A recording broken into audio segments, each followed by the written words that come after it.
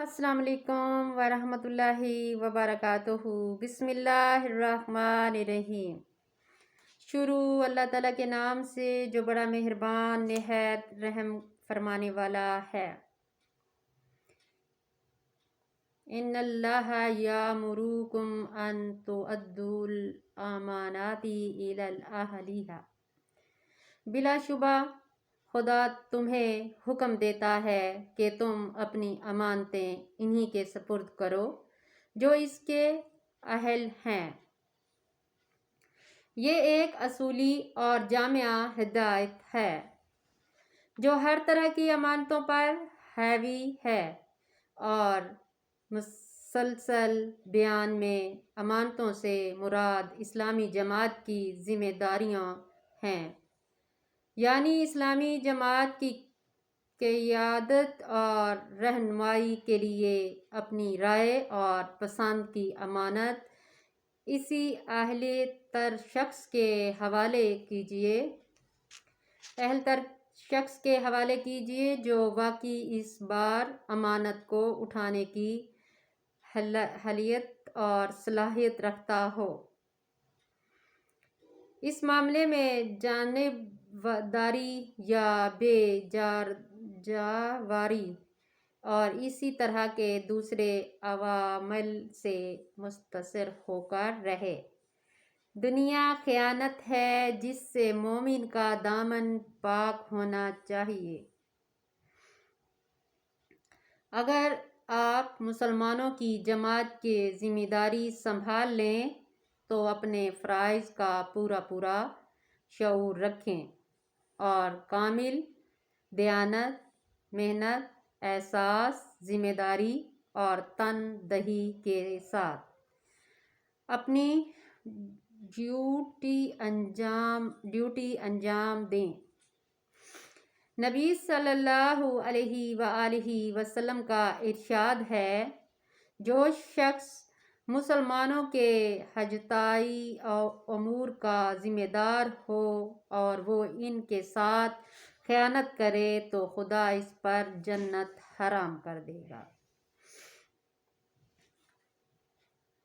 اور آپ صلی اللہ علیہ وآلہ وسلم نے یہ بھی ارشاد فرمایا، جس شخص نے مسلمانوں کے اجتماعی معاملات کی ذمہ داری قبول کی، پھر اس نے ان کے ساتھ خیر خواہی نہ کی اور ان کے کام انجام دینے میں اپنے آپ کو اس طرح نہیں تھکایا جس طرح وہ اپنی ذاتی ضرورت کے لیے خود کو تھکاتا ہے، تو خدا اس شخص کو منہ کے بل جہنم میں گرا دے گا۔ توبہ استغفار۔ اپنے مامورین کے ساتھ نرمی، شفقت، انصاف اور بردباری کا برتاؤ کیجیے تاکہ وہ کھلے دل سے آپ کے ساتھ تعاون کریں اور خدایا آپ کی جماعت کو اپنے دین کی کچھ خدمات کرنے کی توفیق بخشیں۔ قرآن میں نبی صلی اللہ علیہ وآلہ وسلم کی تعریف میں کہا گیا ہے، یہ خدا کی رحمت ہی تو ہے کہ آپ ان لوگوں کے لیے انتہائی نرم دل ہیں، ورنہ اگر کہیں آپ سخت مزاج اور سخت گہرے ہوتے تو یہ سب آپ کے گرد و پیش سے چھٹ جاتے۔ اور آپ کو تاکید کی گئی ہے، اور آپ اپنے شفقت کے بازو پھیلا دیجیے ان مومنوں کے لیے جو آپ کی پیروی کر رہے ہیں۔ اور آپ اپنے حضرت عمر بن خطاب رضی اللہ تعالی عنہ نے ایک بار تقریر کرتے ہوئے ارشاد فرمایا، اے لوگو، ہمارا تم پر حق ہے کہ پیٹھ پیچھے ہماری مخلصانہ خیر خواہی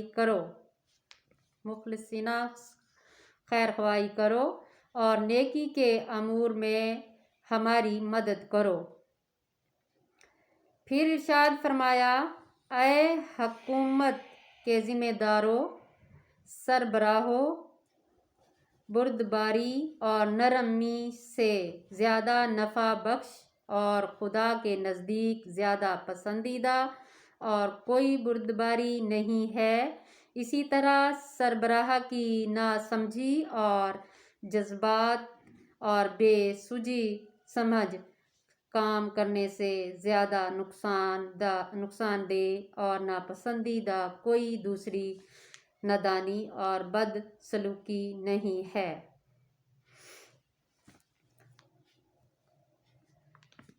اپنے رفقا کی اہمیت کو محسوس کیجیے،